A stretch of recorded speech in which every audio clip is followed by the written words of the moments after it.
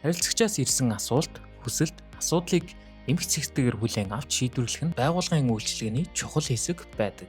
iFinance ERP-ийн тусламжийн төв модуль нь эдгээр хүсэлтүүдийг нэг дороос удирдах боломжийг бүрдүүлнэ. Хэрэглэгчид системээр дамжуулан тасалбар илгээж, шийдвэрлэлтийн явцыг хянах, шаардлагатай гарын авлага, зааврыг авах боломжтой. Мөн бүх тасалбар ангилагдаж, архивлагдсан хадгалагдах тул өмнөх хүсэлтүүдийг хялбархан харах, дүн шинжилгээ хийх боломжтой. Одоо харин тусламжийн төв модулыг ашиглан тасалбар шинээр үүсгэж, файл авсгах, наривчилсан удирдлагыг харуулсан богино видеог үздэцгээе.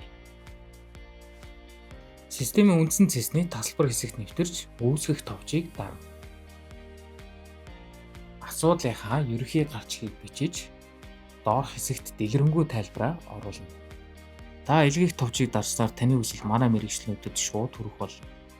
Тасалбарын attachment хэсэгт тасалбарын дэлгэрэнгүй тайлбарт өмнө нь оруулж байсан зураг болон файлууд харагдана.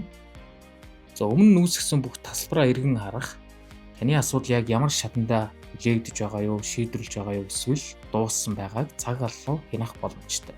Цуслагдсан болон шийдэгдсэн хүсэлтүүдийг нэг бүрчлэн шүүж, бүх хяналтаа нэг цогноос удирдах боломжтой. Ойлгомжтой бүтэц хялбар удирдлага, хурдан хариу үйлдэл. iFinance ERP-ийн support center нь таны нийтийн бүтээмжийг дэмжих хамгийн найдвартай туслах байх болно.